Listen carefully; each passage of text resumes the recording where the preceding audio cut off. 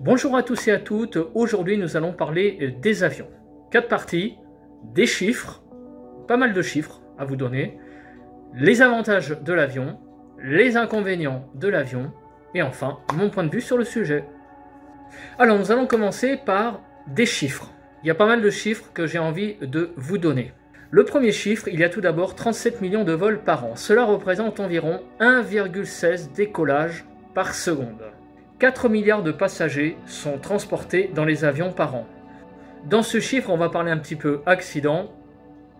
Donc ça va vous donner le taux d'accident, le risque d'avoir un accident en avion. Il y a environ un accident pour 2,54 millions de vols. Donc un risque sur 2,54 millions d'avoir un accident. Alors un chiffre concernant le stress, il y a à peu près un passager sur 4 qui se dit stressé quand il prend un vol d'avion. Un chiffre qui correspond un peu à l'aspect écologique, 1 km d'avion est 45 fois plus polluant que le train. Sur un vol de 6000 km, un avion peut consommer jusqu'à 60 000 litres de kérosène. Il y a eu un chiffre record le 30 juin 2018 puisque ce jour-là, il y a eu 200 000 vols durant cette journée. On estime à peu près à 20 000 avions qui sont susceptibles de voler actuellement. C'est le parc, on va dire, aérien actuel des avions, tout confondu. Même les petits, les gros, les privés, il y a à peu près 20 000 avions sur Terre. Passons à présent aux avantages concernant l'avion. Tout d'abord, le premier qui vient à l'esprit, c'est la vitesse. Et oui, la vitesse, un avion, ça va très vite. De l'ordre de, à l'heure actuelle, 800 à 900 km/h. Dans le temps, on faisait mieux, puisque il y a eu le Concorde, qui était un avion supersonique, où on faisait Paris-New York en 3 heures. Cet avion atteignait la vitesse de 2000 km/h. Donc la vitesse, c'est vraiment un argument massu. On atteint des points de la Terre relativement vite, même les points les plus éloignés. Le deuxième avantage, c'est le confort. Et oui, un avion, c'est quand même relativement confortable. Alors évidemment, tout ça, c'est une moyenne, parce que ça dépend des compagnies, ça dépend évidemment de beaucoup de choses. Mais bon, un avion reste quand même un endroit assez confortable, forcément, puisque en général, on fait quand même des trajets assez longs. Alors un autre avantage, c'est la sécurité. J'en ai parlé tout à l'heure, puisque je vous ai donné le taux d'accident pour le nombre de vols. C'est le moyen, l'avion le plus sûr. Quand vous prenez l'avion, c'est le taux d'accident le plus bas au kilomètre parcouru. En effet, que ce soit les autres moyens de transport, que ce soit la voiture, le train, le bus, ces moyens de transport sont beaucoup plus accidentogènes en tout. Voilà, en risque d'accident. Vous avez plus de risques d'avoir un accident en bus, plus de risques d'avoir un accident en train, plus de risques d'avoir un accident en voiture que l'avion. C'est statistique. Alors un autre avantage, c'est la commodité. Et oui, parce que si vous voulez, par exemple, ne serait-ce qu'à l'intérieur de la France, ça paraît con, mais par exemple, si vous voulez aller de Paris à Bastia, à part l'avion, il y en a pour... allez, peut-être 1h30, je ne sais pas, là, comme ça, vu nez, il y en a peut-être pour 1h30. Vous imaginez le trajet par un autre moyen de transport? Il faut déjà traverser la Méditerranée, donc il y a effectivement au moins du bateau, et puis le reste en train. Donc vous voyez, train, bateau, et puis après quoi? Train de nouveau, bus. Donc vous voyez, c'est compliqué d'aller par exemple de Paris à Bastia par un autre moyen que l'avion. Et puis, pour aller dans les pays à côté, ne serait-ce qu'aller en Espagne, en avion, c'est extrêmement rapide comparé à d'autres moyens de transport. La voiture, pour aller ne serait-ce qu'à Madrid ou à Lisbonne, il faut du temps. Si vous faites un Paris-Lisbonne en voiture, je vous souhaite beaucoup de courage. En avion, c'est quand même beaucoup plus rapide. Donc c'est quand même un moyen de transport qui est quand même très très commode. Passons à présent aux désavantages. Le premier désavantage, c'est le coût. Et oui, le coût de l'avion est très cher, très très cher. Quand vous prenez un avion pour aller à l'étranger, c'est de toute façon toujours très cher, toujours trop cher. Alors après, évidemment, selon les compagnies, il y a des tarifs plus bas que d'autres, il y a des remises, mais ça reste quand même un sacré investissement pour prendre quand même un billet d'avion. Alors le deuxième désavantage, ça peut paraître paradoxal, c'est l'engagement de temps. Et oui, parce que c'est vrai que l'avion pour des destinations pas trop lointaines, ça reste un moyen quand même assez rapide. Quand vous allez en Espagne, au Portugal, bon, en Grèce, Algérie, des pays qui sont, on va dire, à une poignée de milliers de kilomètres de la France, ça reste quelques petites poignées d'heures d'avion. Mais l'avion, c'est fait aussi pour aller très loin. Donc, ça fait par exemple pour aller au Japon ou en Chine. C'est fait pour traverser l'océan Atlantique. Et là, on commence à atteindre des durées de voyage qui commencent à être importantes. Pour aller en Polynésie, par exemple, il faut 24 heures d'avion. Donc, il n'y a pas beaucoup de moyens de transport à l'heure actuelle, mis à part l'avion, où on atteint des délais de voyage aussi importants. Ça peut paraître paradoxal, mais c'est vrai que 24 heures pour aller en Polynésie, c'est très long. Et il n'y a malheureusement pas le choix. Voilà, il faut se farcir 24 heures d'avion pour aller en Polynésie. Parce que par tout autre moyen de transport, de toute façon, ça sera beaucoup plus long. Mais voilà, vous n'avez pas beaucoup de trajets, par exemple, de 24 heures de train. Donc, c'est un engagement de temps, surtout si vous allez dans des contrées lointaines. Donc, c'est quand même un inconvénient qu'il y a certains voyages qui sont vraiment atrocement longs. Rester quand même 24 heures dans un avion, c'est pas si simple. Alors, un des avantages de l'avion, c'est le tracas. Il y a des tracas qui existent avec les autres moyens de transport d'ailleurs qui sont les mêmes. Les correspondances, donc les escales. C'est-à-dire vous allez d'un point A à un point C et vous avez à un point B une correspondance. Ça arrive avec le train. Pareil, vous arrivez au point B où il y a une correspondance qui est juste. Vous avez le stress, comme dans l'avion d'ailleurs, de louper votre correspondance. Mais dans l'avion, il y a quand même quelque chose qui est un petit peu plus que dans le train, c'est le bagage perdu. Ça, c'est un stress qui est supplémentaire parce que dans le train, en général, vous avez vos bagages avec vous ou sur le porte-bagages, pas loin. Mais malheureusement, avec l'avion, vous devez laisser vos bagages pour qu'ils soient mis en soute. Vous devez vous en séparer et il y a toujours la peur du bagage perdu parce que ça arrive. Alors qu'avec le train, ça, c'est un truc qui n'arrive pas. Donc, il y a quand même ce tracas-là supplémentaire par rapport au train.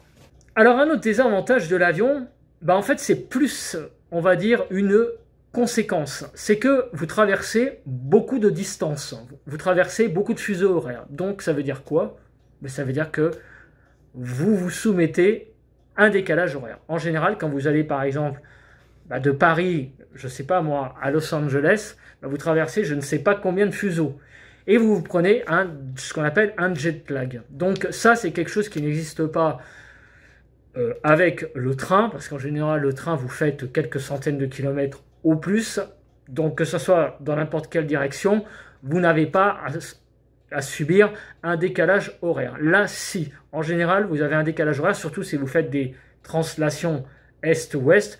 Évidemment, quand c'est nord-sud, c'est pas le cas. Mais si vous faites des trajets est-ouest, vous prenez du décalage horaire. Alors donc, c'est un inconvénient, évidemment, de l'avion, c'est que la Terre, elle continue de tourner pendant que l'avion vole.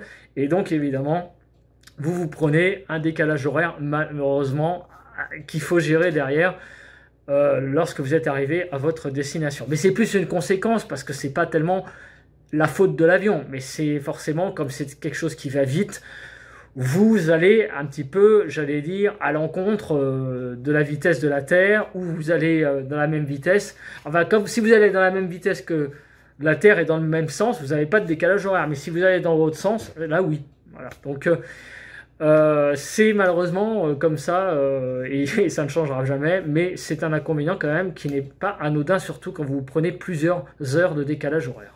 Alors un autre inconvénient, c'est les frais de bagages, parce qu'évidemment, lorsque vous prenez le train, il y a peut-être dans certains cas des frais, mais ils ne sont pas du tout les mêmes que lorsque vous prenez l'avion. Lorsque vous prenez l'avion, les frais de bagages sont quand même pas négligeables. Donc ça, c'est quelque chose aussi qui est un inconvénient par rapport aux autres moyens de transport. Et d'ailleurs, il rejoint ce que je disais tout à l'heure, les tracas, les bagages perdus.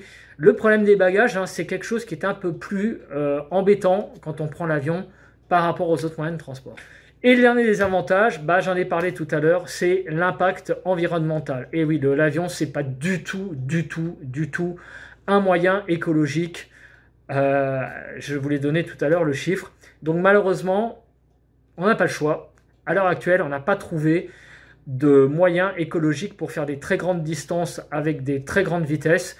Le Concorde, à l'époque, c'était quelque chose, j'allais dire, qui était encore du niveau au-dessus. Pourquoi? Parce qu'on allait un peu à la course à la vitesse. Donc le Concorde atteignait des vitesses supersoniques de près de 2000 km/h, donc Mach 2, mais pas du tout écologique en termes d'écologie, hein, donc avec le carburant, et en plus pas du tout écologique en termes de bruit, parce que le Concorde, je peux vous assurer que quand on l'entendait décoller, donc notamment de Roissy, je pense que ça faisait un bruit, et je plains vraiment les riverains qui devaient subir ça à toute heure de la journée, parce que Roissy, rappelons-le, est un aéroport qui vit le jour et la nuit, contrairement à Orly. Donc l'avion, même si le Concorde à l'heure actuelle donc, a disparu, n'est pas du tout un moyen écologique, mais pour le moment, on n'a pas trouvé de moyen pour faire voler des avions, notamment à l'électricité. Hein, c'est quelque chose qui n'est pas encore du tout dans les tuyaux, contrairement aux voitures électriques. Donc c'est un moyen qui n'est pas du tout écologique. Passons à présent à mon point de vue sur le sujet. Eh bien, mon point de vue sur le sujet, il va être un peu compliqué. Pourquoi? Parce que c'est tout simple, je n'ai jamais pris l'avion. Et oui, je n'ai jamais pris l'avion de ma vie pour le moment. Un jour, peut-être que ça arrivera. Pourquoi je n'ai jamais pris l'avion? Parce que je n'ai pas eu l'occasion de le prendre. Alors, je me mets dans la situation de quelqu'un, justement, qui a un œil assez neuf vis-à-vis de l'avion. Qu'est-ce qui fait peur? Qu'est-ce qui fait pas peur? Qu'est-ce que je trouve bien? Et puis aussi, j'allais dire, un petit peu mon témoignage de ce que les autres ont vécu. Moi, ce qui me fait un peu peur, c'est un peu les structures des aéroports. En effet, même si on voit ça dans les films, c'est vrai que moi, ce qui me fait peur, évidemment, c'est la partie des bagages. C'est donc de consigner les bagages, qu'ils soient mis dans l'avion, on ne les voit plus. On espère évidemment qu'il n'y aura pas de problème. Ça, c'est le truc vraiment qui me fait le plus peur. Ensuite, ce que je trouve a priori assez lourd, c'est que c'est la prise en charge à l'aéroport. Il faut arriver quand même pas mal de temps avant l'embarquement. C'est pas comme au train, hein, vous arrivez 5 minutes avant. Et voilà, c'est mon état d'esprit qui est comme ça. Je trouve que j'ai l'impression qu'il y a beaucoup de choses à faire quand même avant de rentrer dans l'avion. Et puis en plus, maintenant, avec les moyens de sécurité supérieurs qui existent à cause des attentats, c'est normal. Je pense que c'est vraiment un petit peu, quelque part, ça me fait un peu un effet usine à gaz avant de rentrer dans un avion et de décoller. Mais bon, c'est l'avis de quelqu'un qui n'a pas encore pris l'avion et qui voit ça de loin. Si ça se trouve, je veux dire, tout va pour le mieux et en fait, il suffit de suivre en fait, le mouvement. Mais voilà, les aéroports me font un peu peur par cet aspect un peu... beaucoup de choses à faire, quelque part, avant de prendre l'avion. Ensuite, il y a l'aspect peur. Ça paraît con, mais c'est vrai que l'avion me fait un peu peur. Pourquoi l'avion me fait un peu peur? Alors, ça paraît bête aussi, ce que je vais dire, mais c'est vrai que autant le train, on se dit que même s'il y a un incident sur un train, bon, on est au sol, au pire un train ça freine, même s'il déraille, on se dit que peut-être qu'on va s'en sortir. Alors qu'un avion, s'il y a un incident assez grave, ça peut très vite dégénérer, et puis vous êtes à 15 000 mètres d'altitude, qu'est-ce qui se passe? S'il y a un problème dans un avion, même si un avion ça reste un planeur, vous avez quand même un petit peu les foies quand même. Si vous arrive quelque chose dans un avion à 15 000 mètres d'altitude, vous vous dites que vous allez avoir moins de chances de vous en sortir. Donc ça, c'est un peu l'aspect peur du moyen de transport. Et pourtant, je l'ai dit tout à l'heure, c'est le moyen de transport le plus sûr par rapport aux autres moyens de transport. Mais voilà, c'est-à-dire qu'on se dit que si incident arrive, tout de suite, ça va dégénérer. Enfin, ça, c'est mon avis personnel. Ensuite, alors, c'est pas un avis personnel, c'est plus des témoignages. C'est vrai que il paraît quand même que dans un avion, il y a souvent, notamment quand il part gros temps, des turbulences. Et il paraît que ça peut être assez impressionnant quand même. Donc c'est vrai que cet aspect-là me fait un peu peur, parce que c'est vrai que vous n'avez pas ça dans les trains, vous n'avez pas ça dans les bus, mais c'est vrai que dans un avion, quand vous subissez des turbulences, des fois ça peut être assez impressionnant. Donc ça, cet aspect-là me fait quand même un peu peur, parce que là, on n'est pas dans une attraction, on n'est pas à Space Mountain, on n'est pas à Disney, on n'est pas à Astérix. On est vraiment dans un endroit où vraiment c'est du sérieux, entre guillemets, c'est un moyen de transport. Vous êtes d'un point A à un point B dans quelque chose qui est censé vous transporter en sécurité. Donc c'est vrai que quand vous avez des turbulences, c'est vrai que c'est quelque chose qui peut faire peur. Donc pour l'instant, vous voyez, pas trop d'avis positifs. L'avis positif que j'ai, si, c'est quand même, forcément, si un jour je dois faire un long trajet pour une raison X ou Y, c'est vrai que l'avion reste quoi qu'on en dise, ça reste le seul moyen de bouffer des kilomètres. Voilà. Je veux dire, quand vous allez, ne serait-ce qu'à, si vous voulez aller à New York, bah, vous n'allez pas traverser l'Atlantique en bateau. Hein, ça me paraît, d'ailleurs, je ne sais même pas si ça existe encore, d'ailleurs. Avant, il y avait les paquebots, le France, ce genre de choses. Je ne sais même pas si à l'heure actuelle, c'est possible de traverser, pour un passager, j'entends, de traverser en bateau l'Atlantique. Ça prend plusieurs jours. Bah maintenant, c'est l'avion. Hein, il n'y a pas le choix. Et j'ai envie de dire, voilà.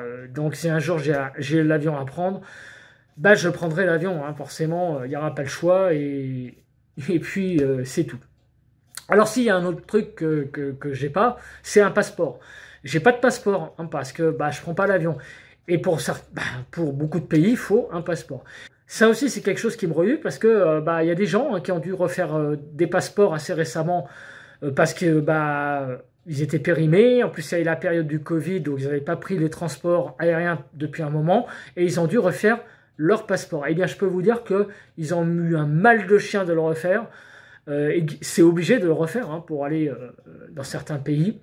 Ils ont mis plusieurs mois à avoir leur passeport pour après prendre l'avion. Donc ça paraît con, mais l'avion, bah, c'est un peu l'aspect usine à gaz que je disais un petit peu au début du point de vue.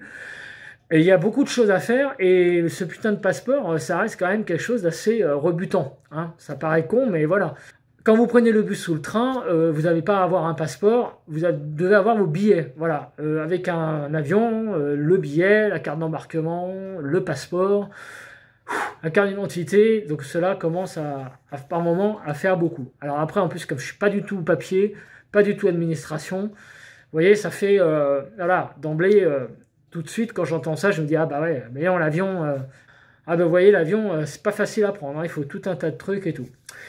Et puis le dernier aspect, bah, c'est l'aspect écologique. En effet, c'est vrai que l'avion, c'est pas très écologique, notamment en termes de bruit aussi. L'avion fait quand même beaucoup de bruit quand ça décolle, notamment. Donc, les gens qui vivent près des aéroports, bah, quelque part, je les plains aussi, c'est clair. Donc, c'est un point de vue, on va dire, très mitigé, mais malheureusement, il n'y a pas le choix. J'ai envie de vous dire, il n'y a pas le choix. L'avion reste maître, reste le seul moyen de transport pour faire des longues distances et j'ai envie de vous dire, bah, il faut faire avec. C'est quelque part mon point de vue, il faut faire avec. Voilà, merci d'avoir regardé cette vidéo concernant l'avion. N'oubliez pas de liker, de commenter et de vous abonner à la chaîne si vous ne l'avez pas fait. Bye bye à tous.